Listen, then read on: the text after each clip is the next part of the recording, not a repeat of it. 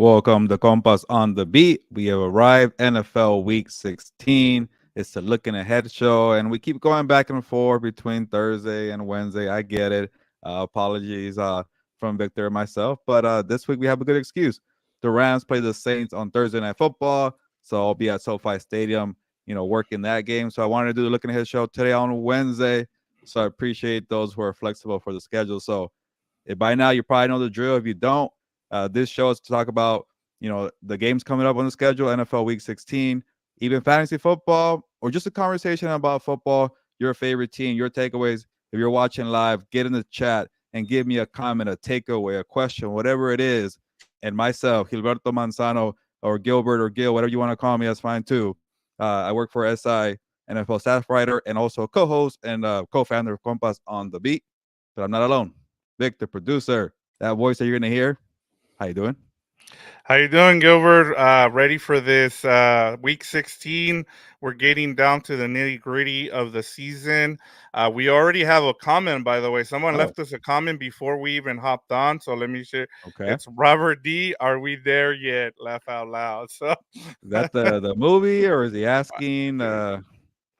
I don't know. I was wondering what this comment was about. Maybe if Robert D ends up Hmm, coming back on, he can let us know what this was about. But it's this is more of, hey, if you have any comments, go ahead, let us know. We'll answer your questions. We like the participation. This is a participation show. So and then we have the comments rolling in, Gilbert. We have another one for our friend Alonso Takanga. Let's get a high passing, high scoring game going tomorrow. I wonder why he's yeah, asking that, or yeah. I he's don't saying know. that. He might have Cooper Cup on his fantasy football team, And and Chris Olave. yeah, there you go. So high scoring affair. If you're watching from House of Horns and you wanna talk Rams Saints, let Alonso know it would be a high scoring or low scoring. I have a feeling it's gonna be high scoring. I think what did I say, Victor in House of Horns? I think I might have said like 30-20 or something, like 30-27. I forget. I think I kept it close. Yeah. Watch House of Horns for the preview of Saints Rams. And by the way, we're gonna talk Saints Rams here in a bit, a little more. So you missed the show. You want a kind of a quick analysis. Vic and myself got you there. But we're gonna talk, the big time game, Ravens, 49ers. We're gonna talk Cowboys, Dolphins, Bucks, Jaguars, Texans, Browns, you know, Lions, Vikings, a lot of games with playoff implications. And, only maybe two or three teams. I want to say three teams have clinched a playoff spot. So, a lot on the line this week, and it should be interesting. But let's get it started here with the engagement question of the week. And everybody's talking about it. Christmas night. I'll be working on Christmas night. I'm not going to complain too much because it's the Ravens against the 49ers. And people are saying Super Bowl preview. And if you're a listener of House of Horns, you're probably saying, no, we don't want to hear that Super Bowl preview. But, just to kind of be real, are these two teams, number one currently in the AFC, number one in the NFC currently, Ravens, 49ers, Monday night, Christmas. Is this a preview for the Super Bowl? And we've already seen it too. Remember the Kaepernick, Joe Flacco Super Bowl? I want to say like 2012, maybe 13, so about 10 years. So right now they seem like the two best teams. So it could be a preview. I'm not 100% sure because the AFC is very wide open. It might be a little chaotic. It could be the Chiefs. It could be the Bills too. So I'm not gonna go and say it's a preview just yet, but it's gonna be a good game. Yeah, I can't wait for this game, Gilbert. I know a lot of people, have been waiting for this matchup. I have. I want to see how some of these teams stack up against each other, and we'll get into it. We'll break it down as to why we're excited about this matchup. But yeah, I mean, I if you come on here and you get in the comments and you let us know, we are more than happy to get your comment out there if you think this is a Super Bowl preview, Ravens and 49ers. Or maybe it's Cowboys and the Dolphins. It could happen. That I prefer more the Pretender Bowl, but it could happen. There goes the theater in the comments. Shout out to you, Victor. He called you a lion. Maybe he thinks you're a Lions fan. Maybe you think the Lions are gonna make the Super Bowl. I don't know. But Athir, give us your Super Bowl pick. I think by now you know it's not the Chargers, right? So let us know your Super Bowl prediction. But or maybe you agree. You do like the Ravens, I know, Athir. So maybe Ravens 49ers is your Super Bowl preview for Monday night here. But also another intriguing kind of storyline, Victor, is maybe the MVP might be playing in that game. Brock Purdy or Christian McCaffrey or Lamar Jackson. So, for me, it's kind of tough to pick. At this point, I've got MVP fatigue, but I really don't even know the answer. I think it might be Christian McCaffrey at this point. But every time I pick somebody, they tend to have a bad game. So maybe I should stop making predictions there. I don't know what you think, Vic. Something I think it's been a great thing to have this where we don't know who the MVP. It changes every week because it's allowed us to have a conversation about it. Because usually by now we know who's been the best team, which is the 49ers at this point. I mean, they went through that lull in the middle of the season with that 3-game losing streak. And now we've kind of gotten into this conversation. There you go. So Thierry is saying that it is a Super Bowl preview. So there we go. But as for me, I think, in terms of what don't think the Ravens made it to the Super Bowl. The other team that's, yeah. I mean, hey, those are, like I said, I'm more than happy to have this conversation because that's what makes the NFL great. We can have these discussions and kind of disagree or Yeah. agree depending on where you're at. Alonso's making me laugh here because of his comment. He's a 49ers fan. I'm going to out you right there. But the other team does sound pretty right. I can't disagree there. There we go. All right, Gilbert, go ahead and we All right. we can get started because Yeah. I'm been waiting all week to get into this game. Our headline game of the week is, of course, Ravens and 49ers. Which side do you want to start on? You know what? Let's go with the Ravens. And again, a quick reminder: you already saw Robert, Alonso, and a Thier comment. So if you're watching live here with us, thank you for jumping on and supporting the channel and just having a good football conversation. So be part of the conversation. Drop a comment. If you check us out on Mondays with me and Fernando, same thing here with the comments. I'm on the camera by myself, but Victor's here, so we're not too lonely here. Got the voice. Victor has a great radio voice. That's why we tend to do a little professional style here, but. Don't be shy. Fantasy football. Alonso and Victor are competing in the semifinals of our fantasy football league. I'm currently in the constellation championship bracket. I'm taking it seriously. I need to win that thing over Oscar. So if you have a question from your league, if you make the playoffs, fantasy football wise, go ahead and ask me or Victor, who's doing much better than myself. Or you want to talk about a sports bet that you feel good about? Hey, what do you think about this total line? What do you think about the spread here? You want to double check with us? We're here for that too. But let's get to the comment. Oh, we got a comment here. Yeah, Thier is giving us. He says the team that lost in the regular season are 7-1 in the rematch of the Super Bowl. So, Oh, good yeah, stat. there you go, Thier. We love this participation. I love stats. I'm a big stat geek. So, yeah, this is a great thing to keep in mind, Gilbert. So maybe if these two teams match up against each other, we might need to bet on the team that ended up losing this matchup. Yeah, and I'm sure Athir knows that the Lamar Jackson is 18-1 against NFC teams. So Alonso, watch out for that. Lamar Jackson 18-1 against the NFC. But this is not a regular NFC team going to Santa Clara for that game. So we'll see what happens. But there you go. That's the point. Ravens versus 49ers. And the Ravens, I'll start with the positive. They've really been impressive in the passing attack.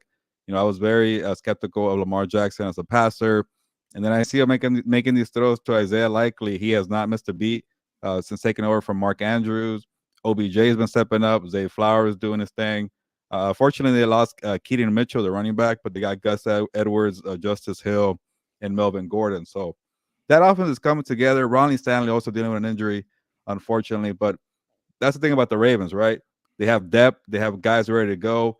And we came into the season wondering where they're going to get their pass rush from. They have like no defensive players.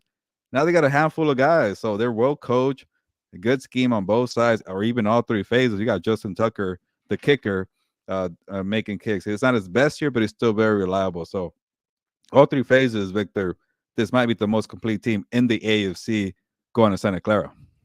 Yeah, and then I'm gonna give you one stat here, Gilbert. The Ravens are 5.5 point underdogs. It's the second largest underdog role for Lamar Jackson in his 6-year career. He was a 7 point underdog against the Chiefs in 2018. Jackson is 9-4 outright as an underdog. Wow. So that is something to keep in mind. And then you also had that stat against the NFC. Um, and just talking about this Ravens team, we saw them against the Jaguars, and I know they've kind of been uneven for the past couple of weeks now, where you either see the offense playing really well or the defense.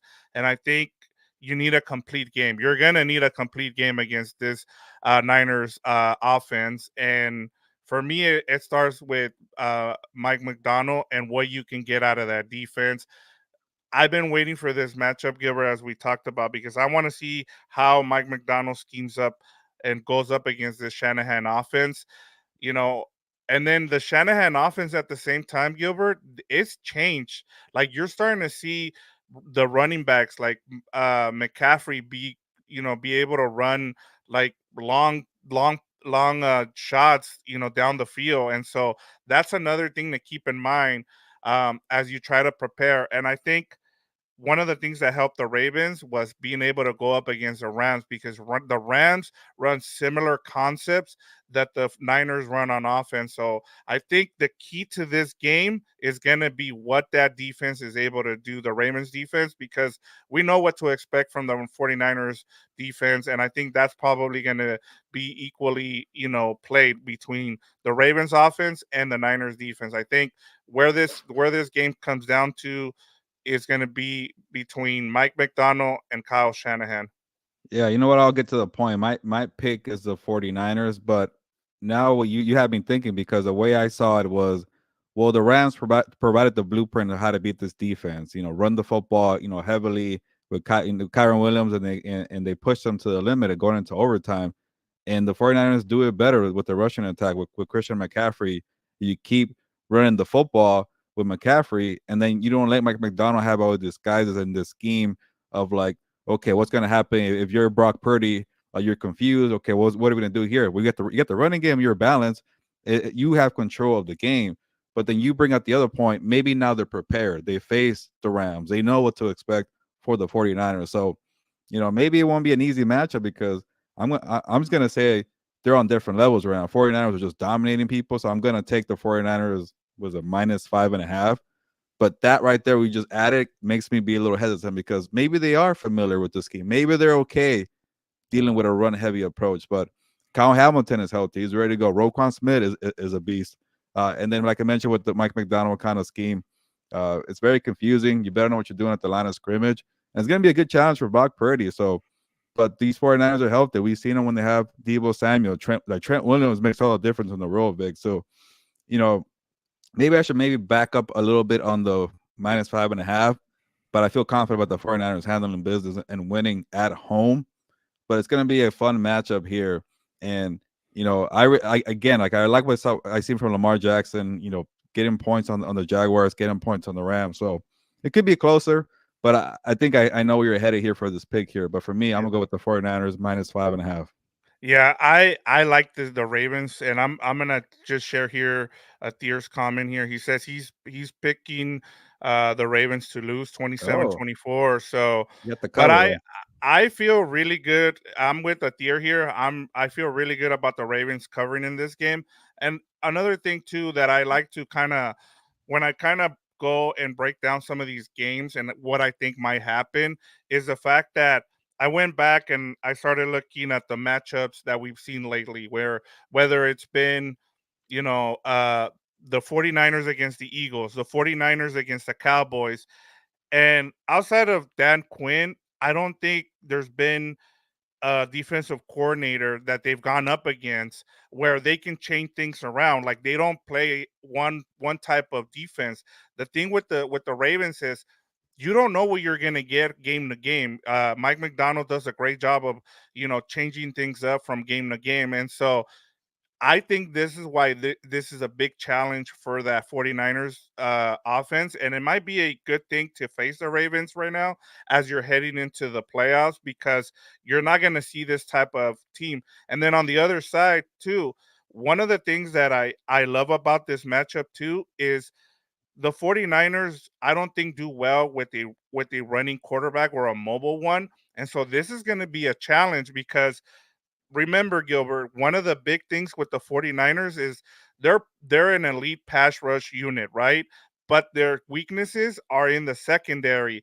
This is where Lamar can get loose and be able to find some of those receivers because One thing not a lot of people are going to talk about is the fact that Lamar Jackson has better receivers. This is probably the best receiver unit. No, not it is the best receiver unit he's had since he came into the NFL. It's tough to for me to agree with that. You know, he's had some nice ones, but even when you think about this team, it's kind of like they don't really pop out for me. It's not Brandon Ayuk, and it's not George Kittle, it's not Deebo Samuel, but they're a nice group. They're finally woken up. You know, OBJ seems like they have like new life, and you know, this second part of his career. You know, Zay Flowers, he's good, but sometimes gets a little quiet, and I don't know if that's a scheme or that's just Lamar trying to go other places because they're keying in on Zay. But Rashad Bateman is, you know, a little too quiet for me, but he has some talent. And then Isaiah Likely is the one I've been very impressed with. Like I really was starting to write off these Ravens when Mark Andrews went down. Likely stepped up, could block a catch, and had that great jump out reception to give Lamar Jackson a highlight reel. But I'm trying not to overthink it too much here, Victor, because to me it feels like it's a college football game where like you want to give the underdog a chance because they're undefeated. It's like TCU playing Georgia in the national title game and they get blown out. Like that's what I feel like with the AFC. Whatever comes out of there to face the 49ers, even the 49ers against the Eagles or the Cowboys, it's starting to feel pretty lopsided. So, but I get that in football, you know, these upsets happen a lot. And facing Lamar Jackson is very unique. And there's a reason why he's 18-1. It could be 19-1. I'm already forgetting, but it's something ridiculous like that. And I think these receivers are capable to put a hurt on the 49ers weak secondary. That's the only weakness they have is the secondary. But you get a lot of pressure, and you get Nick Bosa, and you get Chase Young, and yeah, it's difficult to contain Lamar because when he's going outside the pocket, you think you have a sack, and then you don't, and then he throws a bomb your way. So you know, I still feel like the 49ers are probably going to win this. And it feels just to me like a different level kind of game. But hey, probably shouldn't doubt Lamar Jackson. Here we go. We have Alonso Takanga here. I think the Eagles losing and giving the 49ers a cushion is going to take some pressure off and actually help them perform better. 49ers win and cover the line. So, I Oh, mean, really? and then that's the other thing, talking about that line, Gilbert. The Ravens feel pretty disrespected. I mean, they are, one of the top team in the AFC record wise right now. So that's a big line, 5.5. I mean, you are going on the road. The home team usually, you get 3 points. So, they're saying they're 2.5 points better, no matter where they face each other. So, I mean, they're also motivated. They're out to prove something. And then, as Alonso pointed out, I mean, the 49ers have a bit of a cushion here now. I think this would have been a better. It would have been. They would have had more of a reason to really come out and put the pressure on the Ravens if Philly had not won. So I don't, here I we don't have know. a I feel team. like that could be maybe like a bad thing. Like you don't feel Yeah. pressure and you fall into a trap and you think you're gonna win the number one seed. I think there should be a pressure because the Eagles played the Giants twice and then played the Cardinals. So you lose one, you start giving the Eagles a little more hope too. But if Yeah. the 49ers had the business, they could probably wrap it up before week 18 when they play the Rams. Yeah, and to Athir's point, remember the two teams that the 49ers have lost to? They're both been, well, two of them have been from the AFC North, the Bengals and the The and Browns. and the Browns. So that's another thing to keep in mind, like I said. But you're right. I mean, they've been, now they're healthy, the 49ers, and so that's why I can't wait till Monday night. I mean, it's going to be, we're going to find out, one of us is going to be right, Gilbert, and I love that. Like, hey, we'll be able to talk about this and be like, hey, so one of us was right. So I love talking about this game just because, we usually don't get this either, Gilbert. It's rare when we get two number one teams late in the season. It rarely happens. So I can't wait. Yeah. You know, I gotta say, I'm not as excited as you because the last few times we've had a big showdown, it's been like the Cowboys blowing out the Eagles, or the Chiefs and the Eagles having a sloppy game, or it's the 49ers blowing out the Eagles, or the 49ers blowing out the Cowboys. Like the only good game and we didn't really even talk about it that much, I felt like. But the Bills and the Eagles was a good game in overtime. The Ravens and the Rams was definitely under the radar, and that was a good game. But the games that we're just expecting so much from, it feels like we've been let down this year. Am I wrong, or what do you No, think? you're right. You're right on. And that's been one of my things too. You're right on. And I guess the football fan in me is just hoping that this lives up to the hype. But I am too. you are right on, because the two games that have been the best ones have been the ones that have been under the radar, and those are the two that you kind of mentioned, was the Eagles game, even the Eagles and Chiefs, like the Super Bowl rematch. We hyped it up.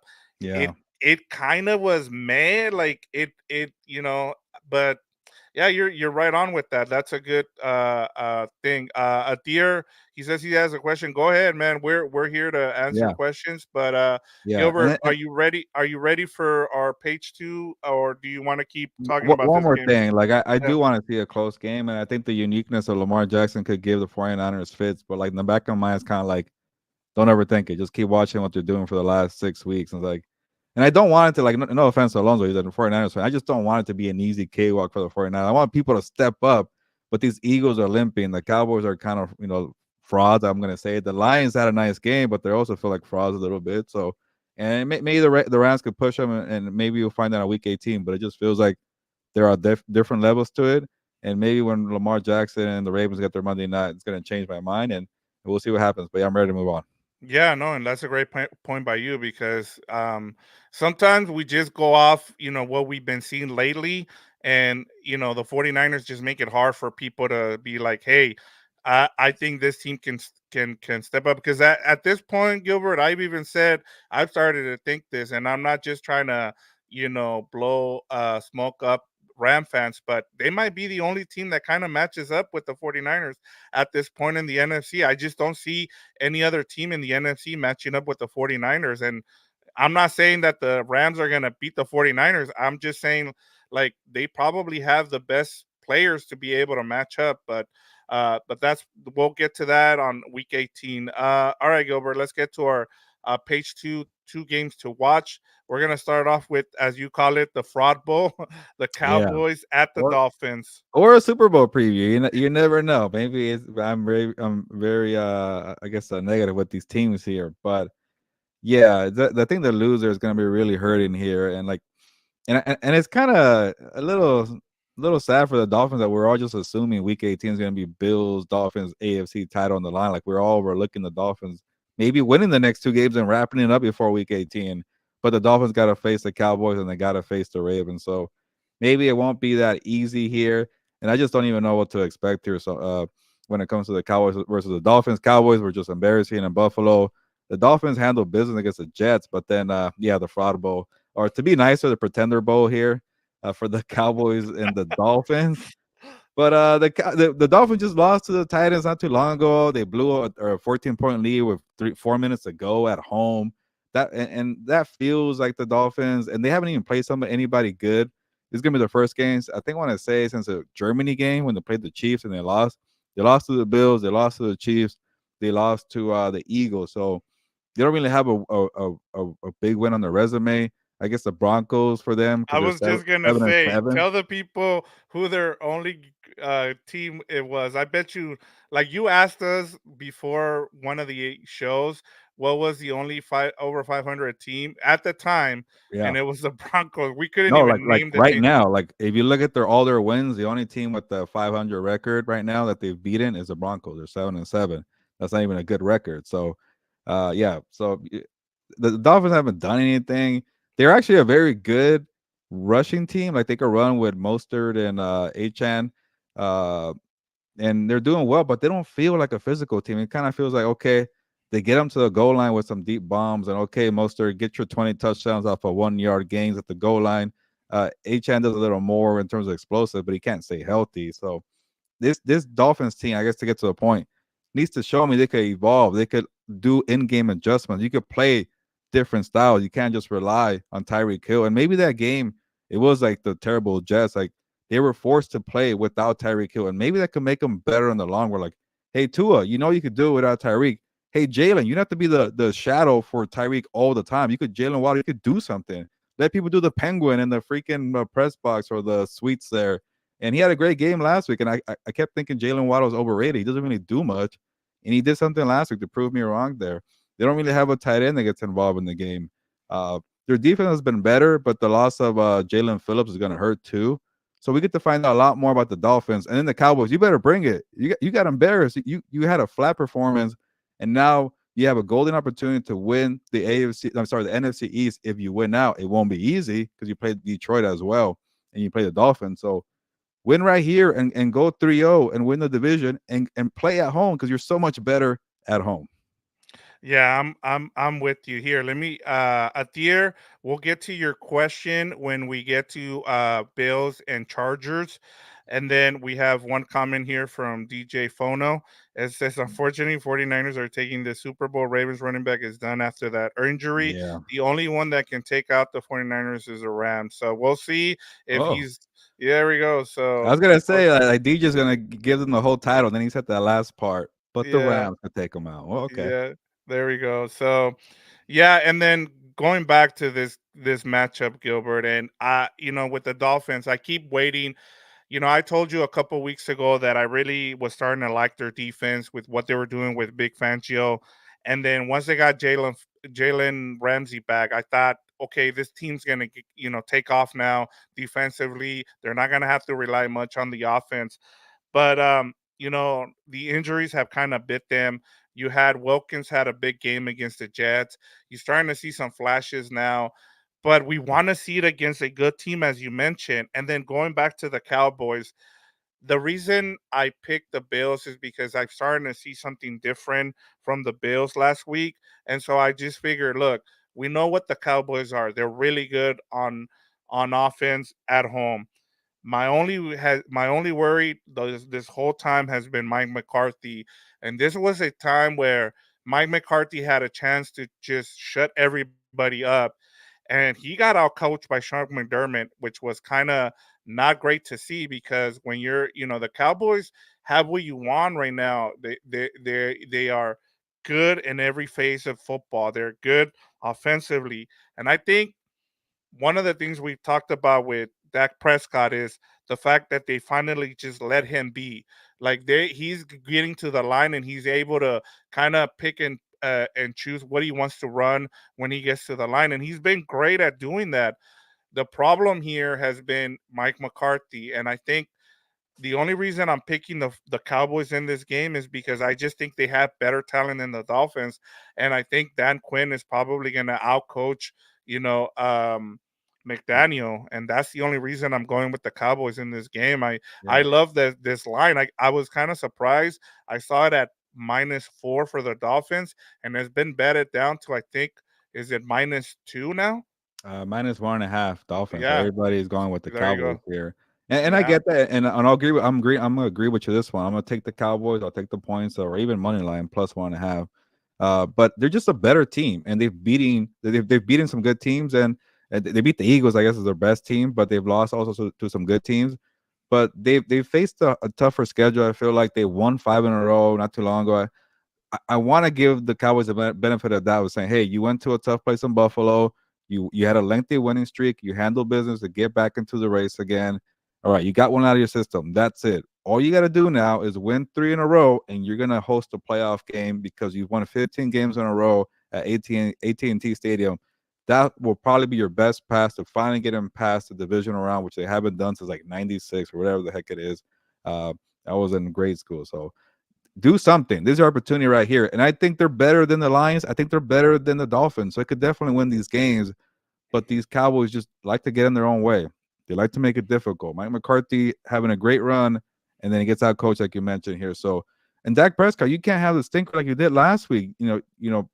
McCarthy dialed up plays for you, and you average 3 yards per attempt. How do you average 3 yards per attempt when you had 35 passes or 34 passes? It's not like you're facing a scary Bills defense like you mentioned, but they got out coached, both of them. He didn't know what the heck he was seeing out there. And it was the old Dak Prescott. They took away CeeDee Lamb, they took away the running game. And credit to the Bills on the other side with Joe Brady, the interim offensive play caller. They just called run play after run play after run play. And the Cowboys never got on rhythm offensively. So that could be the danger with the Dolphins because they are a good rushing team. Like when I see the stats, I'm like, wow, they're like number 2 or 3 in rushing yards, but they don't seem like a physical running team. They just get a lot of these explosive Well, plays here. it's kind of what's the word where part of it has to do with that 70-point game that they had Yeah, against the that's true. the They had like Broncos. So Yeah, that's part of the reason why these stats are so lopsided in rushing. They haven't had great rushing games, and you know them blowing out the Jets, especially how the Jets have been playing defensively. That was pretty impressive. Now we get to see, like I said, Yeah, I really like what Dan Quinn does defensively. Especially, and then this is kind of one of those games where every time people count out the Cowboys, it seems like, okay, now yeah, we're going to play better. But when you're like, okay, I believe in the Cowboys, that's when they lay you down. And I think that's what we're going to see in this game. The other thing to kind of keep in mind, I know a lot of people, had this game been in September and October, I probably would have picked the Dolphins just because of the weather and the humidity. It's not going to be a problem. It's a 425 game locally. By then, the humidity should be pretty much gone. It's Miami. That's the only thing you kind of worry about, is if players go down to South Beach or something. But yeah, I like the Cowboys in this game, and I yeah. think they win outright. Yeah, I'm with you here too. And they win this one. They have a tough one next week against the Lions, but they're at home for that one. So close out, handle business, and real quick before we move on, people watching, don't be shy. Give us your prediction after every game we break down. We already discussed Ravens, in the 49ers, and now Cowboys Dolphins here. So but yeah, fantasy football talk. You have a question, you want us to help you out with your lineup, that's fine too. Any type of football takeaway, that's fine. Maybe you want to talk about pop culture and whatever you're watching on Netflix or your favorite Christmas movie. That's fine too. Or maybe you're in LA and you're loving the rain and you want to talk about the rain. So that's all cool too. We're just chatting here with the compas. But what do you got here at the air? I would Tia, not I be. would not be. Oh, go ahead. I would not be surprised if Dallas wins, but I got Miami 27-23. Oh, So okay. there we go. I'm starting to think Thier's is a AFC homer, like Chargers Yeah, fan, likes the yeah. Ravens a lot, likes Miami now. But okay. But I appreciate the comment. What's the next game we got? All right, we're gonna stay locally here, and we're gonna talk about this Thursday night matchup tomorrow between the Saints and the Yeah. Rams. Where do you want to start? I mean, we previewed this game, so if you want the full breakdown of this matchup, go to House of Horns, hit that subscribe button, and check us out. We did a full preview of this game, but we think this game is really good. It has a lot of intriguing parts to this matchup, so we wanted to talk about it here, Gilbert. Yeah, if DJ, you're still watching, give us your pick for this one: Saints versus Rams. Um, yeah, it's a good game, and we picked the top three for us here. So, I'm excited to get there Thursday for this one, and I just, I'm expecting a close game. I'm really impressed with the Rams.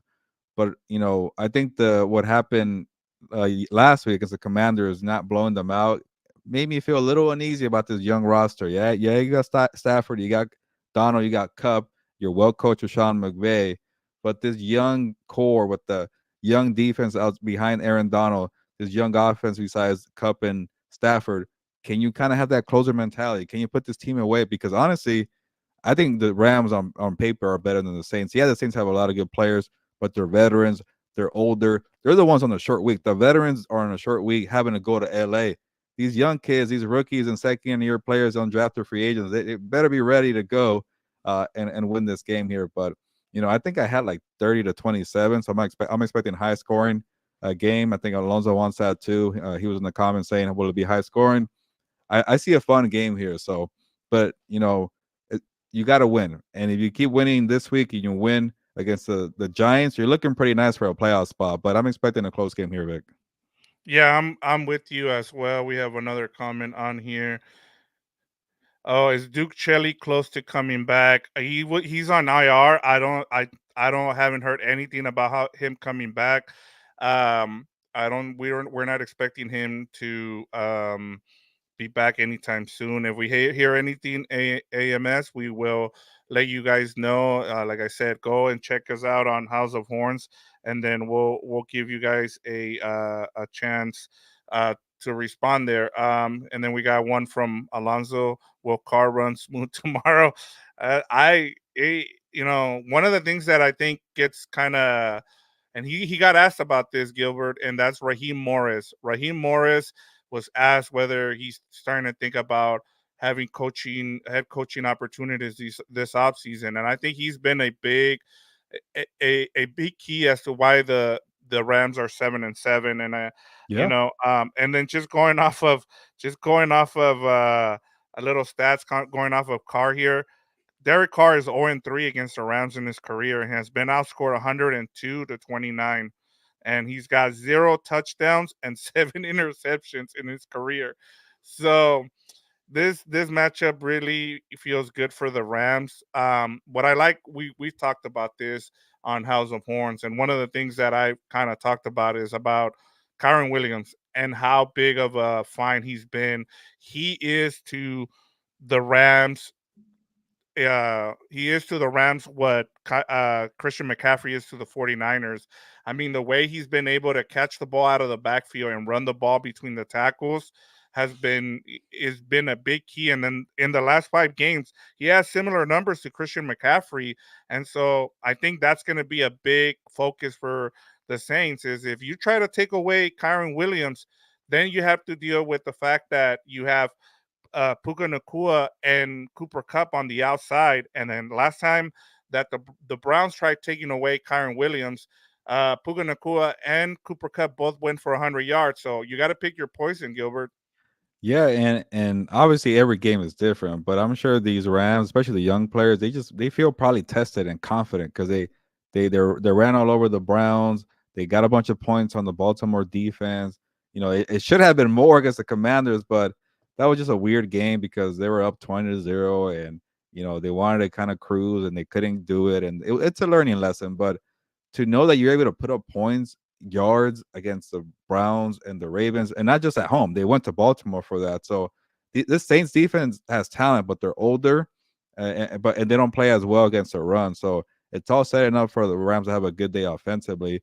And to answer the question here, AM, uh, I would think it would be Freeman because he's been playing and he's in rhythm. But then again, Ronnie Rivers is pretty young. But you would think they want to ease him up and just kind of give him a few carries and see how it goes. But obviously, it's going to be Kyron Williams number one, and I think the Freeman and Rivers will get a few carries. But I think it might be a week or two before Rivers takes number two. I think eventually he will. What do you think, Vic? Yeah, I'm with you. I mean, I think they really love his blocking. Why am I blanking on his name? The his You just said his name, number 24. Why am I blanking on his Royce name? Freeman or Ronnie Rivers? Royce Freeman. They really like the fact that he can pick up the blitz, and so yeah, I mean, I don't see Ronnie Rivers as you said. I think they're gonna ease him back in, but I think he will be active. He should be. He was a full participant in practice this week, so and having a fresh guy like him is gonna help out a lot. I have one more stat for you, Gilbert. Sean McVay is 5-2 in Thursday night games. He's 3-1 career at home. Pretty good. And real quick before I forget, and I think about it. Speaking of coaches, Raheem Morris definitely deserves a coaching job. I got to know him last year when I covered the Rams for the LA Daily News. Great with the media, great with players, and he's not just like a players coach. Like you could tell he expects the best of players, discipline, and then this year just shows the work that he's done. Like, he doesn't have a lot of talent besides Aaron Donald and Ernest Jones, and after that, it's a bunch of young guys, rookies and undrafted free agents, special teamers who are not supposed to play, full snaps defensively. And he's just making it work with his scheme there. And he's already shown the willingness to evolve his scheme. Like when he came from the Falcons or the Buccaneers, and they asked him, "Hey, can you do what Brandon Staley was doing and just kind of make sure we're in sync?" And he did it, and he's able to teach it. Like some coaches are not able to translate that, especially something that's so foreign to them, scheme wise. He was able to do it. They won the Super Bowl. Yeah, last year was maybe a little frustrating, and he had to kind of reinvent himself a little bit with a young roster. But for the most part, the scheme's been pretty much the same. They're not blitzing that heavy, and guys are just doing their jobs and their assignments. They get burned a couple times, but they're young. And if you really focus on that part, how young they are defensively and how underrated they are, I'm sure maybe some owners and some coaches, some GMs will take that seriously when they give him a look because he deserves a job and he hasn't got it yet. Yeah, especially when before the season, people kept saying, "Well, it's Aaron Donald and who?" And Yeah, we're starting to see you got guys like Ernest Jones, you got Akilo Witherspoon, you got guys in that secondary. Now they're not names that are the gonna stand. rookies Turner and Byron Young being ready. That's because of him too. Yeah, and that's the development that has it has to do with coaching too. Like we forget about how important coaching is, and we're starting to see it around the league how defensive coordinators have caught up with all these offensive innovators, and that's because you know what they're willing to innovate themselves, and Raheem Morris has done that, and I'm tired of the fact that defensive coordinators don't get the love to be head coaches. We're seeing it right now with the Texans. D'Amico Ryans is coaching his butt off because you know what? It doesn't matter whether you're a defensive coordinator. If you have a really good coach, you can be good in this league, and you just got to pick a good coordinator, and that's I think that's where a lot of defensive coordinators kind of mess up when it comes to being a head coach, is the fact that they don't hire a really good offensive coordinator. And I think that's part of the reason why Mike Tomlin and Bill Belichick are struggling, is because they Mm. made terrible hires when it came to offensive coordinators. And we'll talk about this because I'll talk about that later on, because I think that's something to talk about. But we have Athir. We're getting to your comment. I believe the Rams will win 31-21. He says, Papapa Fernando is crazy. Thinks the Rams beat the Lions in the playoffs. Hell no. Rams will get smashed at Detroit. Sorry. Jeez. We'll see. Okay. I want to get that matchup, but like we were talking about we were talking about what we want to see. I think in the regular Compas episode, we talked about, I think the Seahawks probably get the number 7 seed, and then you have the Rams get the Seahawks get the 7 seed, they face the Eagles, and then you get the Rams with the 6 seed, and they face the Lions. And if we get Matthew Stafford going back home to Detroit to take on his old team, and you got Jared Goff, I'm sure he's got some things he wants to prove to Ram fans. I'll take those matchups on Wild Card Weekend, Gilbert. Yeah, Lions have a tough one. Vikings this week, and then they play the Cowboys next week. So we'll see where they land. But let's move on here, Vic. All right, let's get to our future water cooler storylines of the week. So when the way we do this is we're predicting what's going to be the storyline come. I guess now Tuesday. It won't be Monday because we got games on Monday night for Christmas. So this is us kind of going over, hey, this is probably what's going to happen. This is what everybody's going to be talking about come Tuesday morning. So I'll let you start, Gilbert. What do you got for us? Yeah, maybe mine might be good news for Charger fans. And if you hear the cat crying in the background, he's on something right now. But yeah, this might be good news for the Chargers fans if this comes to fruition, because if Mike Tomlin becomes available, you better jump on it.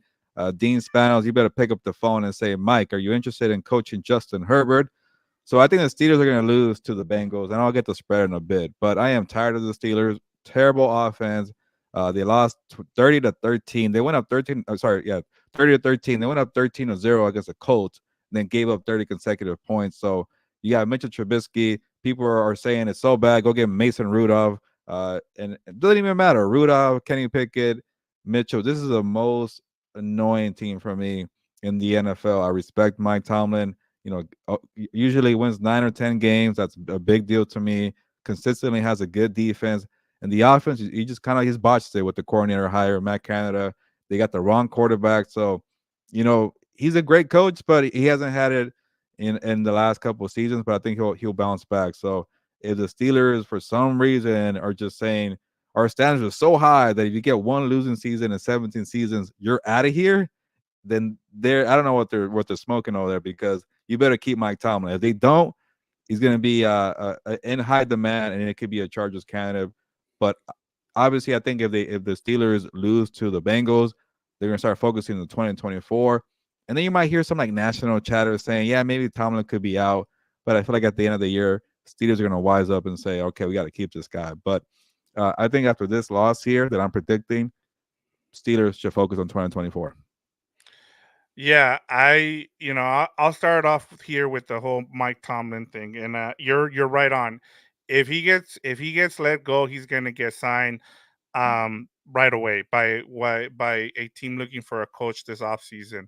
So this is where I'm gonna go with this, and I think that Mike Tomlin, if he gets fired, you got to look at two things here as to why that is gonna happen. I think the front office has a little bit of responsibility here as well, where we're gonna say, well, you decided to keep Ben Roethlisberger after he was already done, and I think part of the criticism is if you start looking back and you Yeah. say, look, what happened here? What happened here with this team is the fact that you decided to keep Ben Roethlisberger past his prime when he was already done, and you didn't do Tomlin any favors there because you wanted to be loyal. Part of the problem with the Steelers is they're way too loyal. You want loyalty, you want to see it. We've seen they've only had three coaches in their franchise history. It's been Nolan, um, Cowher, and now Tomlin. Now, where I'm gonna go with Tomlin and why he deserves some blame here as well is the fact that he didn't hire offensive coordinator. We talk about the Rooney Rule and how either you're with it or you're against it. You either want to see it go away, but I think this is where it hurts coaches. Is you want to be able to talk to other offensive innovators and you don't because you've been there so long, you don't go out and talk to other coaches, and I think that's been part of his problem. The same thing here, it goes to Bill Belichick. He hired dudes that he knew instead of going out and saying, hey, like, just look at Saban's been able to get offensive coordinators, and he's done a really good job of doing that. I don't understand with these two guys, and that's been the difference between Bill Belichick and Mike Tomlin compared to John Harbaugh. Look at John Harbaugh. He's gone and went and got two guys from college because he saw that the both offense and defense were changing around him. And these two guys who are defensive guys decided, you know what? I'm just gonna hire a guy that knows how to do motions in Canada. And then you have Bill Belichick, who was like, I'm just gonna hire my defensive coordinator to run my offense. So that's part of the problem here. So I'm with you. If Tomlin gets fired, he's gonna learn from this and Yeah. he'll hire a good offensive coordinator. I think you if you're the Steelers, you give him one more year, see who he hires as your offensive coordinator. Yeah, the one thing I'll say about that is when you try to like, expand and go away from your friends, the one downside is that we saw with the Panthers, they try to do an all-star team of coaching staff, too many cooks in the kitchen, too many guys with goals and maybe some backstabbing or competitive, and it was just nobody was familiar with the Panthers. Now, a perfect example is Sean McVay. He reinvented, like, he got a lot of crap for firing most of his coaching staff this past off season, but it worked out. He knew what he had was broken. He had to adjust. He got some coaches from New England, some coaches from Tennessee, obviously the Jets, 49ers, and kind of just put everything together. And that's credit to the hiring process to see if we vibe together. Can we get together? What are your goals and your career path? Can we get together and work for a year and make it work? So they did that with Sean McVay, and he jumped ahead of the curve. And when it comes to Mike Tomlin and Bill Belichick, they haven't done that. They're a little older, and they've won so much in their past 10 years. Like, hey, why am I going to keep fixing this when it keeps working every year? So we'll see what happens with the Steelers there. And those are some good points by you too, Victor. But who do you got here? Because I have the Bengals -2. They're going to Pittsburgh, so it could be a little tough. Yeah, I'm going with the Bengals here. I've been riding that Jake Browning train. I'm gonna stick to it to the end of the season, and like as you said, I'm not a believer in the Steelers. I think what's crazy is if we're so used to with Mike Tomlin getting to we're saying like he's such a team that does well when nobody expects a lot out of his team, but he's not great. Like I think they got way too many expectations once they started off well, and now that we've seen the dip, people want to get rid of him. And Thier, we'll get like I said, we'll get to that comment that you want to ask about the Chargers. I will be talking about Bills Chargers, so we'll get to it. So Yeah, don't and don't AM, worry. I think you're correct on your Yeah. comment. Yeah, you do get a third round pick. That's what it is. I So think it's a silly rule, but those are the rules. yeah, AMS says if another team signs one of our coaches the next year, he is a minority hire. Do we get a third round pick? So yeah, you do. That's the way it works. We've seen it with the Rams when they lost their general manager to the Lions. They were able to pick up some third round picks as well. Same thing happened with the 49ers when they lost D'Amico Ryans and he went to be their head coach with the Texans. So that's why, and I think that was the pick they used to get Chase Young, if I'm not mistaken, Gilbert. Yeah, I forget. Yeah, you're right. Yeah, that was a GM hire, and I'm gonna make a prediction. I bet the Falcons fire Arthur Smith and bring back Raheem Morris to Atlanta. That's gonna be my prediction. Yeah, there you And, go. and All if right, Ebro gets to let go with the Panthers, maybe he'll replace Raheem Morris with the Rams. There you go. there we But go. yeah, what we got next? I got one more for the water cooler There we go. storyline.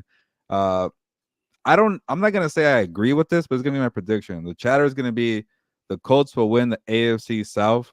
So there'll be predictions from other people because the Colts play the Falcons, which I just mentioned in Atlanta. I think they're frauds too. The Falcons, they I'm only talking about them because they keep hanging around in the NFC South, but they don't have the quarterback, and at least with the Saints, they have a decent Derek Carr. No offense to Derek Carr, and I like Baker Mayfield right now with the Buccaneers. But so you look at the Texans without CJ Stroud, most likely playing a tough Browns team, they could probably lose.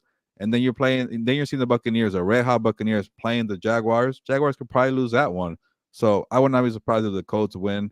But then again, the Colts struggle on the road, but they do have the easiest matchup of the weekend, and that will put them in first place if the other two teams lose. I still think there's too much football left to determine the division in 1 week. But that will be the talk, I feel like, when the Colts beat the Falcons. Yeah, this was one of the questions that I had for you guys on rapid fire was what happens because it's a three-way tie right now. You got the Colts, the Jaguars, and the Texans, and unfortunately, CJ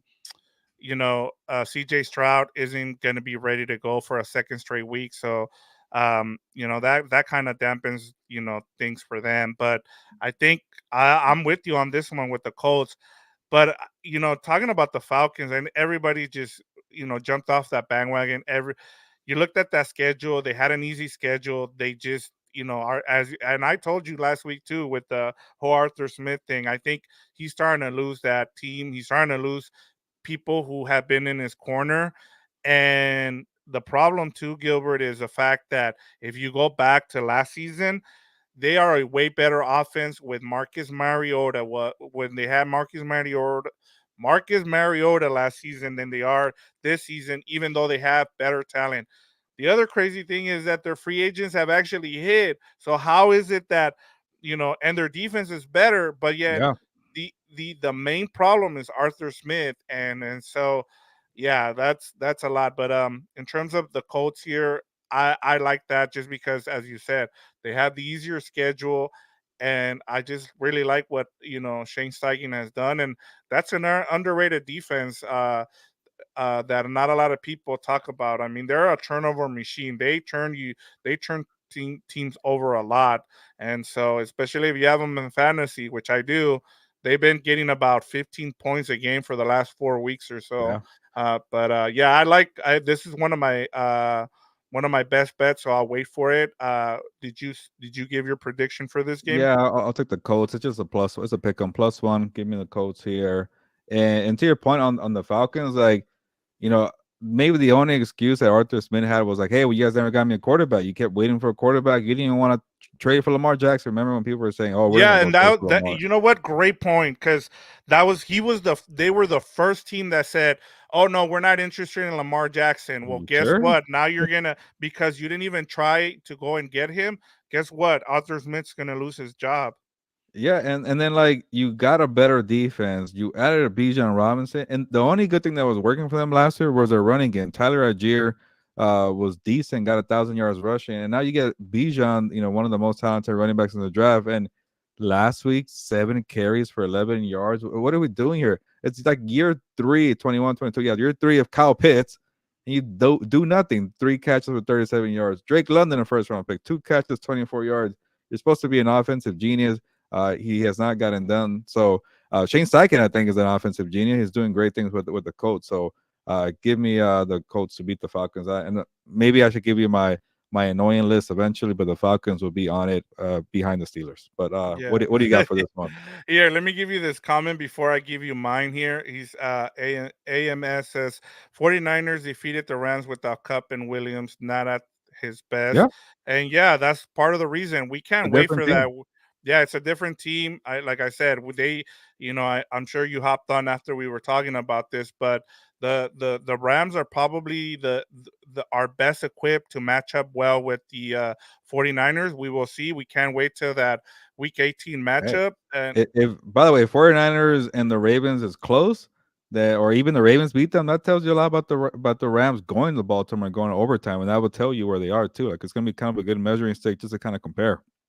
yeah, all right, let me give you mine and then we'll get into a Tier's question here. Mine has to do the Bills are back in the Super Bowl conversation after they beat the they're pretty much Chargers. going to trounce the Chargers on Saturday night. Sorry, Atier, but it's they have a interim coach. Uh, Usually you see a minus big 12 on the road for the minus Bills. 12. Yeah. I think the Bills cover. And if Wow. I'm wrong, go ahead and bash me at the I'm more than happy to say that I was wrong. But usually we see, an interim coach come in and you get a big bump up from that team. I just don't see it. Easton Stick, I'm sorry, but he's not a NFL quarterback. He should not be out there. I would give Max Dugan a try here just to see what you have in the Or Will rookie Greer. or Will Greer. I mean, he's been around. I mean, he's gone from I think he started off with the Cowboys, went to the Bengals, then to the Patriots practice squad, and now he's with the Chargers practice squad. So, in terms of the Bills, one of the things that has really stood out from them is Gilbert when they lost Matt Milano and they lost Trey. What's his name? Trey. Oh, Tre'Davious White. Tre'Davious White. They went from being one of the top six defenses to bottom tier. They were a top bottom five from week 6 to 9. Since then, Gilbert, they're back in the top six. And one of the things that I have to eat crow here and give Sean McDermott the credit because part of the reason they were able to go and beat the Cowboys was because he really coached his butt off defensively every time that the Cowboys got to the line, they thought they were seeing something, and McDermott changed it up.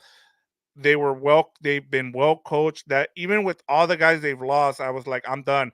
They have too many guys that are hurt, and then now we see Josh Allen 90 what was it 94 98 Yeah. passing yards and they ran all over the Cowboys. And so for me, I just think the Bills now we talked about it. If they get in, no one wants to see them.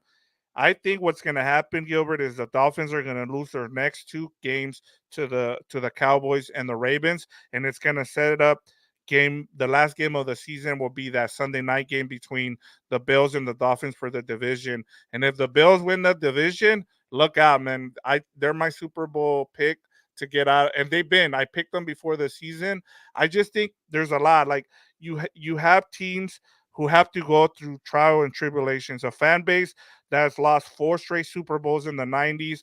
You have the whole Sean McDermott thing with using 9/11 and terrorists as a way to motivate his team. That story comes out, and you're like, okay, I think this team is done. Against the Chiefs, they pull out a win on a controversial play. You need things to go your way, and I just think that they're there now. I think that they're gonna uh, beat the lights out of the Chargers, and it's gonna set up for them to go for that division against the Dolphins week 18. Yeah, I'm starting to feel like people are jinxing this Week 18 matchup. Like it might be like the Dolphins just say "F that." We win two in a row. I don't believe in the Dolphins, but like too many people are just expecting it.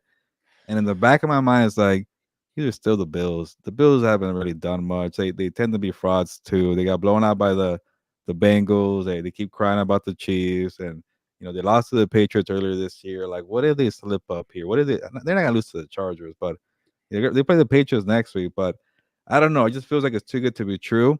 And watch them win the wild card, and then the Dolphins win the division, and they still get in and they go far. But you know, the other reason too, everybody's expecting this showdown in the AFC East week 18. Like the Bills might need that because they're playing catch up in the standings. They're number 9. They don't have the tiebreaker favorites. Like if the Bengals keep winning, the Colts keep winning, maybe the Texans keep winning. I know that they have a bunch of injuries, but they won last week, so they're ninth right now because of tiebreaker. So maybe they're gonna be counting on the Dolphins to lose one because they could maybe not even get into the playoffs, and they might be the best team in the AFC. It's so weird. Part of me kind of feels like, yeah, they sucked earlier in the first part of the year. Like that's what you get for not having a full season. But they are way too talented to not see them in the postseason. And even right now, Victor, like I don't even have to wait. Like they are Super Bowl contenders because they might be the second best team in the AFC behind the Ravens. But it'll be kind of funny if they don't find the way in. Yeah, I mean, it'll be a big disappointment, not just for me, but I think for people who want to see Josh Allen in that team because they're playing their best football of the season right now. And to a Imagine tears comment, Keenum and Browning and Gardner Minshew, I or maybe know. like a Trubisky get in, and we have to see Josh Allen at home. Well, it would be kind of like remember that what was it that season where it was the Eagles, the Vikings, and it was Brady and Yeah. another quarterback. It was like three backup quarterbacks and Brady. So we might get that again. Hopefully we don't. I want to see Josh Allen in the playoffs. But all right, I'm gonna get to a tears comment here. Oh, and real quick, You had I do have the Chargers also as well. Sorry, no, I don't have the Chargers. I have the Bills beating the Chargers -12, and it won't be 63-21, but it'll be like a 15 or 18 point difference. So All right, here's a question from a tier that has to do with the Chargers. He says, "I saw something very interesting today. Adam Peters, assistant GM for the San Francisco 49ers, is the odd favorite for the Chargers job according to Bet MGM. Your thoughts, please." it's a betting site. Theory, I wouldn't put too much stock into it, especially like what I mentioned earlier this week on the Compas Live. Is like if they start to hire the GM first and they work off of that, I think it might be like a first timer coach again or a young coach or just somebody that doesn't have a big name. If they like all the reports I'm seeing, it's gonna be a Jim Harbaugh. Well, at least for them to make a run at it. Who even knows if Jim Harbaugh is interested? He still has to worry about the college football playoffs, so we might not really know until like I guess January 7 or something when if they make it that far to the title game. Do you want to wait for Jim Harbaugh? By that, I think at that point we'll know what happens with Bill Belichick too. So I think they might go that route first. Focus on the coach, and then you see if they're getting serious with Harbaugh or Belichick, find the connections because those guys will pick their GM for sure. Yeah, and I mean, we'll see what happens, and like having to wait for Harbaugh, that's also not a great thing because you want to be able to have your coaching staff in place, and you also want to have your GM and your coach, on the same page. We don't you don't want to see that whole thing going around where he gets to pick the players he wants. As Bill Parcells used to say, if they're not gonna let me pick the groceries, then how am I supposed to cook this dinner? And so that's part of what you want to have.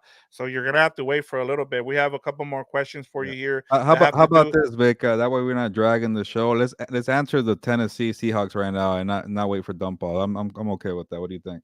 This one, can Tennessee defeat the Seahawks and help us out? Um, I don't think Minus you two need to and a worry. half, by the way. Minus two and a half My, Seattle. minus 2.5 Seattle. I like the Seahawks, but in terms of this question, Gilbert, I'll say this: I I don't think you need to worry about the Seahawks. I think if you win your games, you have the tiebreaker over the Seahawks. I think the thing you need to worry about is the Vikings and beating the Saints. I think if you beat the Saints, and because then the Saints are playing the Buccaneers, and then the Buccaneers wrap up the division if they beat the Saints next week. So I think the Saints and the Buccaneers are pretty much playing for the division, and I think the Seahawks and the Rams are fighting for the 6 and the 7 spots. I don't Yeah. know if you agree or Uh, disagree with that, Gilbert. yeah.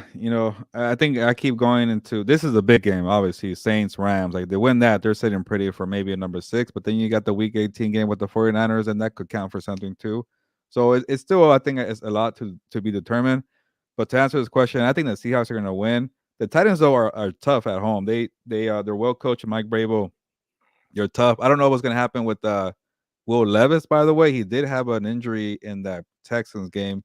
If he's not able to play, they go back to Tannehill, and he wasn't really good earlier this year. So the only thing that with the Seahawks, they kind of feel like they're playing with fire. They go back to Geno. Why not keep going with the momentum that Drew Lock got on Monday Night Football? Like I said, keep riding that, but they might go back to Geno, so they might mess it up themselves. But I'll take Seahawks -2.5. I think they'll win, and they might even win now. I think that victory against the Eagles really saved their season. But I like what you're thinking, Victor. They're probably going to be ahead anyways because of tiebreakers. Yeah, I think that's going to be the case, but we'll have to see. One more thing here from Robert. Robert D got back to us.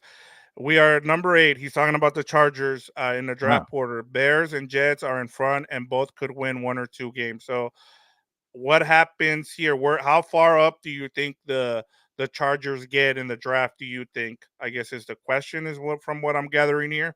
yeah.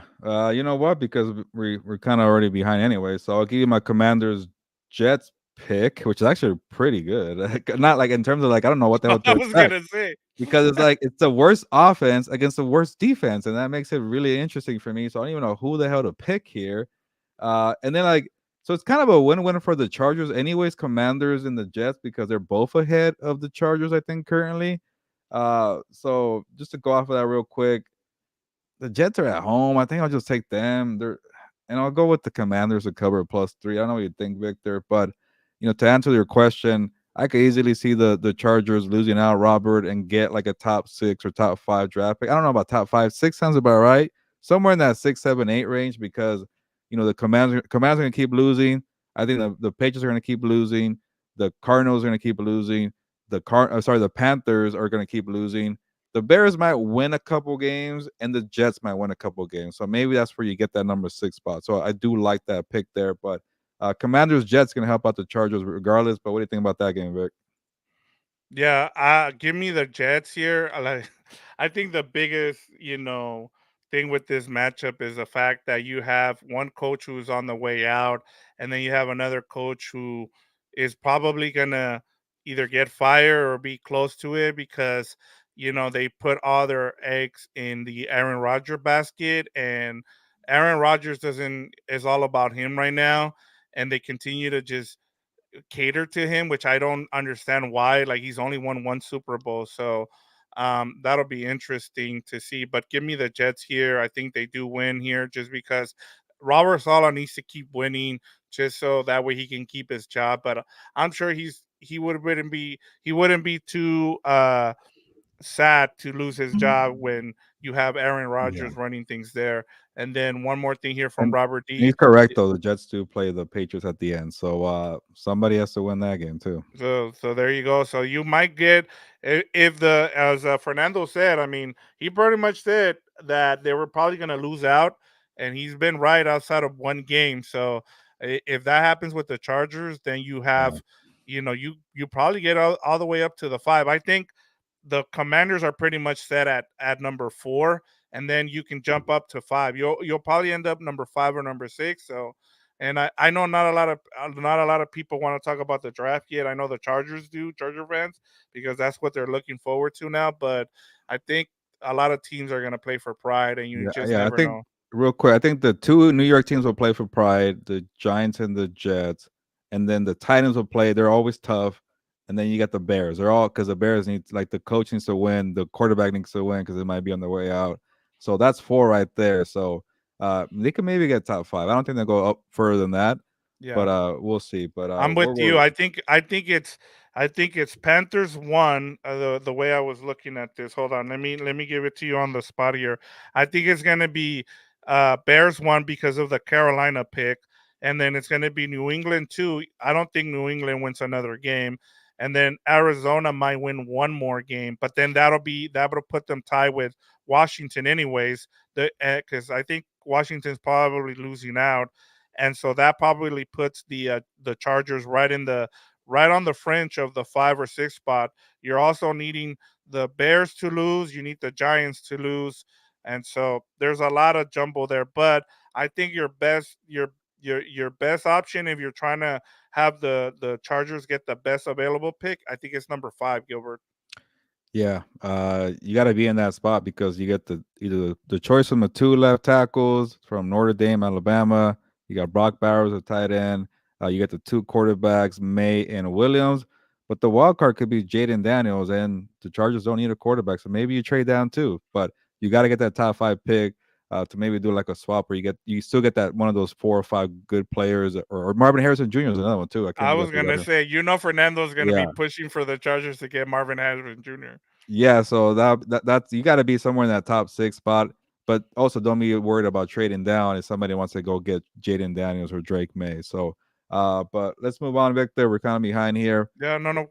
All right, Gilbert. So our betting locks of the week. This is where we give our confidence in terms of we give 5 betting locks of the week.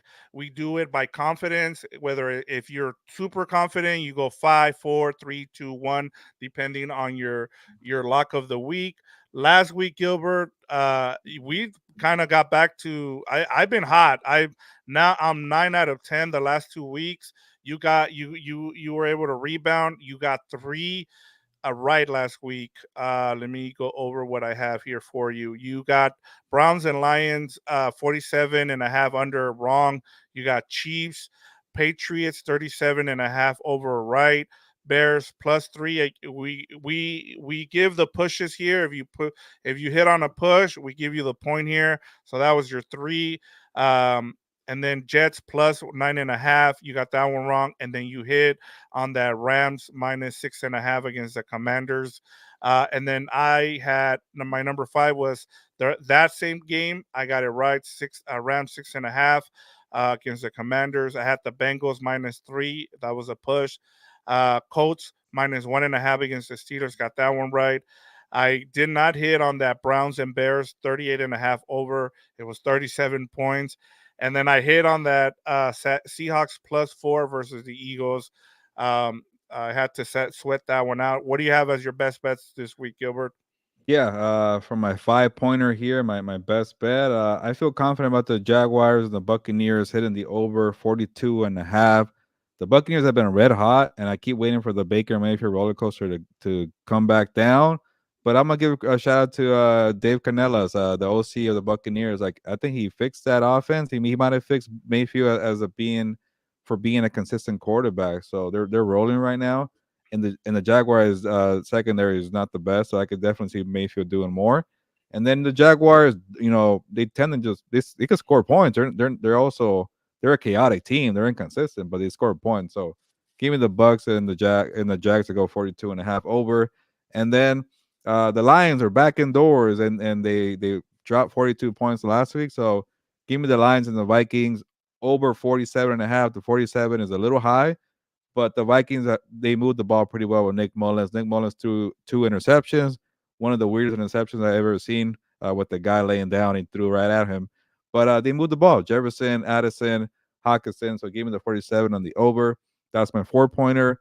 And then my 3 pointer, I'll just pick the Lions to beat the Vikings -3 right there. And then two Texans +2.5 versus the Browns. This is just me because I'm rolling with the Texans. I went away because they didn't have CJ Stroud last week, and I picked the Titans. I don't even care. D'Amico Ryans, you got my back. Gave me the Texans +2.5, and the number one Colts +1 against those annoying Falcons. Yeah, I like that Lions game. And one of the things I'm gonna go with as my number 5 is that Lions at -3 against the Vikings. What a difference an offensive lineman makes for Jared Goff. He got back his center and they Yeah. scored 42 points. Just like we saw with Trent Williams with the 49ers, having that offensive line really helps Jared Goff here. And yeah, that's my number 5. I do like the Vikings here, but in terms of what the Lions can do now with Ben Johnson. I just think that's why I'm going making it my number 5. Now, number 4 is I'm going to tomorrow. I'm gonna go over to the Rams and Saints. I'm hitting that over at 44.5. We've talked about it on House of Horns. Um, the Rams have been scoring over 28 points the last 4 games since they've come off the bye. I think the Saints will score a couple of like maybe 14 to be able to hit that over. And then I'm going bold here, Gilbert. Give Mm, me as my number three the Ravens at five and plus 5.5 against the 49ers.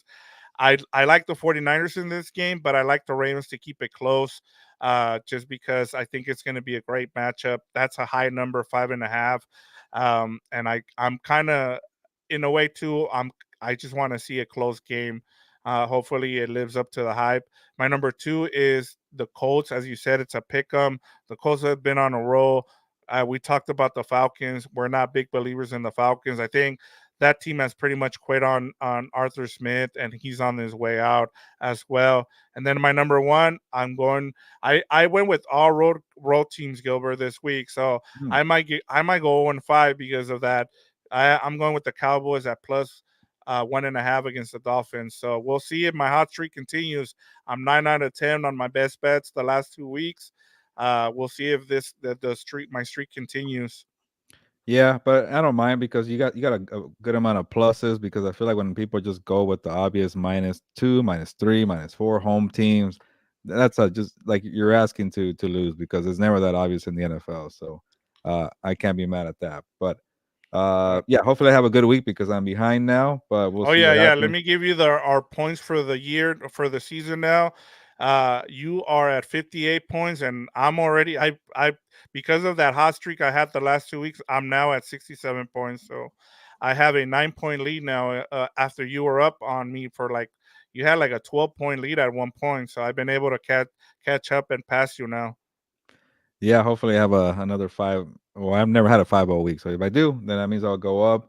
And I'm trying to answer your question, Athir. I don't know if you officially declare on Marvin Harrison Jr. I keep checking here on the Google, but I don't think it's been everything official. But most likely he'll be out there. And uh, yeah, I can't believe that I saw a picture not too long ago, or a couple. It's been people probably saw it, it went viral, but a picture of C.J. Stroud with Garrett Wilson, Jackson Smith and Jigba, and Chris Olave as his wide receivers at Ohio State, and there was no Marvin Harrison in that picture. So I just tells you how loaded they are at wide receiver when it comes to Ohio State. But yeah, most likely on his way to the draft. That'll be interesting if the Chargers get a chance to pick him, but I think he's going to go top three. But Yeah, yeah, we got to go to the dump offs, right? Is that what it is? yeah. Quick one. Let's go to a quick dump offs here. Did we do Steelers Bengals already? We did, right? Uh, yeah, I talked, but I don't know if you made your pick on that one, Vic. You Give probably, me oh, you the did. Yeah, you did. You went yeah. I Bengals. went Bengals. Okay. Bills Chargers. We already talked about that one. Colts Falcons. We already talked about that. You gave your pick, right? You're going with the Yeah. Colts, right? Yeah. Packers Panthers. Oh, let me give you the spread here for this one. Obviously, I'm taking the Packers, but the Panthers did beat the Falcons last week. But you know what? I don't know why, but give me the +5 on the Panthers. Packers win. They're at home, yeah, Panthers. yeah. Give me. I got the Panthers right last week. I told you they get that second win. But I know I'm going with the Packers here. The Packers are in desperation mode. I really like the future of this team. They've been able to get really good. They've done well. Like who deserves a lot of credit, even though he got ridiculed by Aaron Rodgers, and that's Gutekunst, the GM. He's had a really good draft. I mean, you have Yeah. they hit on a lot of players, and so I can't wait to see this team. Yeah. But they're They, just super young. they have like 5 number 2 wide receivers on their roster. They don't have a clear number 1, but they have 5 very good wide receivers. It's wild. Yeah, Reed, Wick, Yeah. Watson. I mean, yeah, this team like watch out for it if they get it together with Jordan Love. That I that's one of those teams you want to keep an eye on if those kind of like what we saw with the where we're seeing with the Rams right now. If they get it, if they get they continue to hit on those draft picks and they spend their money. That's part of the problem with the Packers is not a lot of players want to go play in Green Bay, so Yeah. they have to hit on their draft picks. All right, Gilbert. So I'm going with the Packers and give me the money line on that Packers game. Buccaneers, Jaguars. Yeah, that's gonna be actually an interesting game, but I'm gonna take the Buccaneers, and the odds makers agree it's gonna be close. It's a pick 'em -1 Buccaneers, and I keep going to Dave Canales or Canela, so he's doing a great job with the offense. Like it's not just a Baker Mayfield thing. This team couldn't run the football with Tom Brady last year. They couldn't even run the football for the first quarter of the season.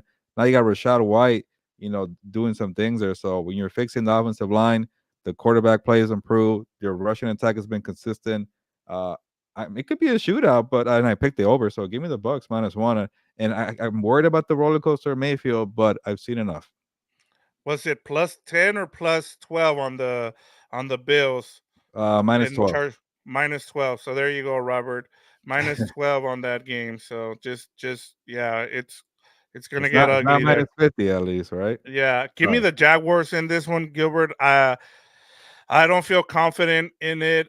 The Buccaneers have really gotten things together. As you talked about with Canales as their offensive coordinator.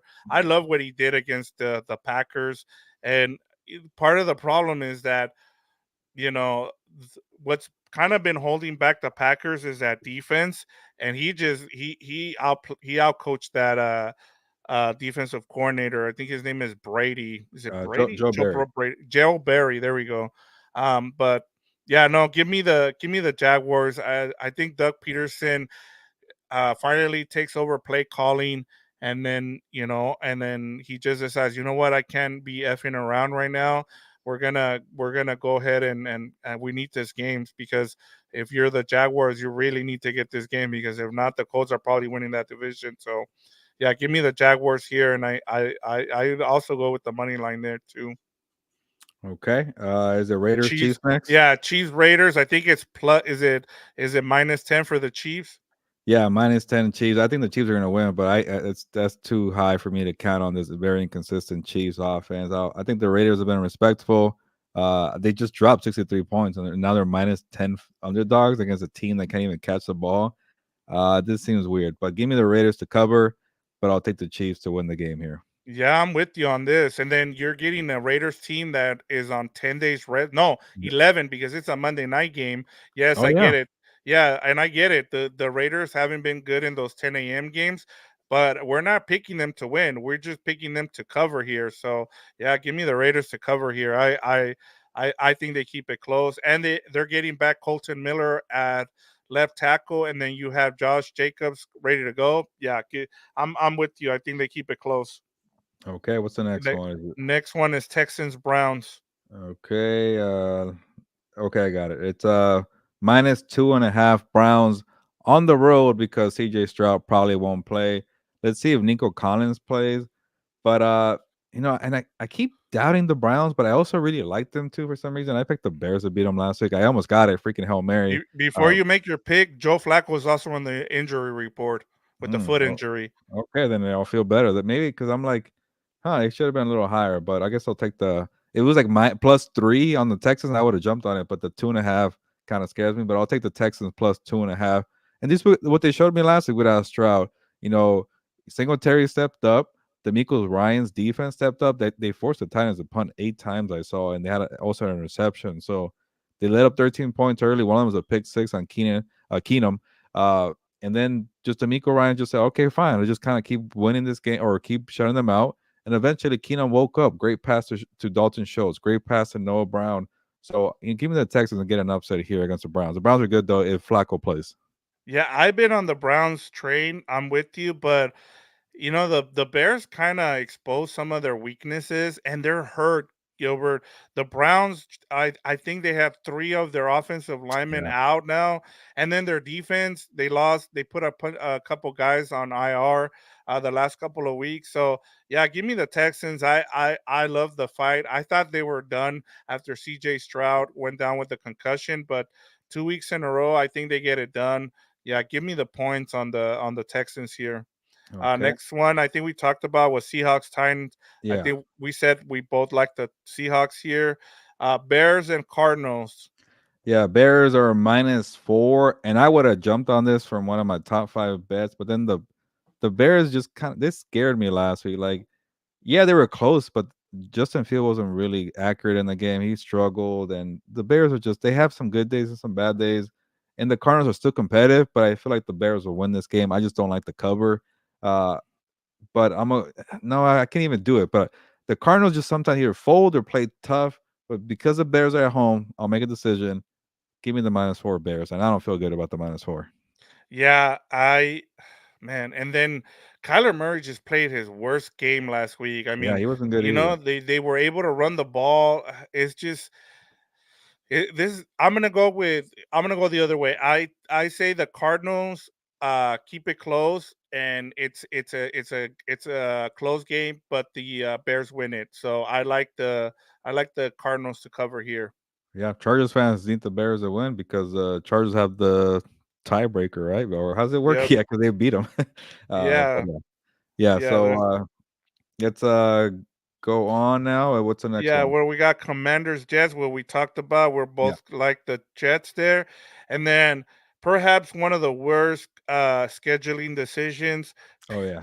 Patriots and Broncos on Sunday Night Football, but it's not on NBC. It's on NFL Network, so you don't have to Yeah. you might have trouble finding that channel, but you might not be wanting to go and watch this game. Yeah, But yeah, if you're Mexican like me and Victor, start Noche Buena early because you don't yes. need to watch Broncos and the Patriots on Sunday Night Football. We're good. Uh, you know what? Give me the Pats plus 6.5, but I'll take the Broncos to win. Give me the Broncos here as well. I think the Patriots are pretty much just, trying to get to next season. I thought the only thing I can think of, Gilbert, here is that Bill Belichick really wants to stick it to Robert Kraft and pull out a win here. So I'm sure a lot of Charger fans are going to be rooting for the Broncos, which is weird Yeah, because, you know, I think if the Patriots win, though, I mean that might help. But you're gonna yeah, need a lot of losses here, and you have the tiebreaker over them. So either way, it doesn't really matter. So I think, yeah, I'm with you. I like the Broncos here yeah. as The well to Chargers did cover. not help their case by beating the Patriots and the Jets and the Bears, but Yeah, those are the teams. Yeah. but we got one more, I Yeah, think, or is that yeah, it? Giants and Okay. Eagles, another game that is right in the it's like you have that sandwich and you put the meat right in the middle and you're like, "Let me get this out of here." Same thing here with the Giants and Eagles with this Yeah. game on that Monday night, Monday Christmas Day triple header. Yeah, this feels like a game where the Eagles won't look great, but they just get back on the winning track. Oh, let's get the hell out of here. Let's just kind of lick our wounds and win this game here. So give me the Eagles to win, but give me the Giants to do like a backdoor cover plus 12. It's a high line. You can't give that. I can't see a broken Eagles team right now covering with the 12, but they'll win, I think. I'm gonna go the opposite way. I think they do. I think the Eagles, they've been able to smash some of these teams that they really. We saw what happened in that AFC. Well, no, NFC. Was it the wild card game or was it no? It was a division because they beat the Giants beat the Vikings and then they played the Eagles and then they just got smashed. I think the Tommy DeVito Cinderella story is pretty much gone at this point, and I think the Eagles, they need to show that they can blow out teams because they've been in a lot of tight games, and I think the offense with Jalen Hurts is they're gonna go for the jugular here, Gilbert, just because they need a kind of prove that they can beat up on inferior teams. So give me the Eagles Yeah. to cover here. I don't know. I feel like it's asking a lot for this team with so many issues. They're gonna win for sure, but yeah, minus 12. Yeah, they could win by 14 and keep it close. But yeah, that's it. I think we got them Yep, all. there 16 we go. games, 90 minutes here chatting with the compas. I appreciate Robert, Athir, Alonzo, AM, DJ, anybody who dropped a comment here. That's much appreciated. And did I miss anybody? I'm trying to look here. No, I think I got everybody. But yeah, it makes the show much better. It's we get to talk and just just chat about football. So I appreciate everybody stop by and checked in. Yeah, it's always appreciated. It's been one of the cool things. We haven't decided whether to do it on Wednesdays or Thursdays, but I think we're gonna stick with Wednesdays because this is when we get the most interaction, it seems like, because I think it was kind of quiet after that Chargers and Raiders Thursday night football game. So, if Yeah. you haven't, go ahead and go and subscribe to What's Up Bolts and also House of Horns. Those are our Chargers and Ram channels. We're trying to get to 1,000 subscribers on those channels. So If you know anybody, go ahead and let us. You have any friends that are Chargers or Ram fans, or just football fans. We get into all kinds of stuff on those two channels. So help us get to 1,000 subscribers on there. So Yeah. hey, if you're a Chargers fan, go and subscribe. Help us out. We're trying to get, like I said, we're trying to get to 1,000 subscribers in both of those channels, Gilbert. Yeah, especially if you're a Chargers fan and you haven't subscribed to What's Up Bolts, they need one more for 600, and that would be awesome for all of us here. So get that. We just got to 750 on House of Horns. If you're a Rams fan, check out the channel tomorrow because I'll be at SoFi. We're gonna have a post game show. We might even do something live before the show if I find like a little quiet area because, as you know, whose house? It's in the background. It gets a little noisy in the beginning of the show. But it should be a good day Thursday. Check it out tomorrow. Appreciate the support there. And as always, if you could help out the network here at Compas on the beat, it also helps out House of Horns, What's Up Boats, Combat Compas. Link in the description. It's a PayPal link to donate, and we will use that money to get to the Super Bowl Radio Row. I'm going to cross my fingers, but I think we're locked in to go. But housing, equipment, things like that, definitely costs money. But Robert got a comment here. Fern, when are you guys getting one of those Bolt City guys on the show? Uh, Fernando's not here, but I will ask him. He really loves the podcast. I think Robert, you were chatting with Fernando on Monday about it. So yeah, you know what? It'd be kind of cool to get somebody on, uh, especially now with less teams to worry about. Have more time during the playoffs. We'll do more interviews. But yeah, and if you ever check us out for a live episode, a super sticker, a super chat, whatever the hell they're called. Uh, will be much appreciated too. Our guy Jesse gave us one last week.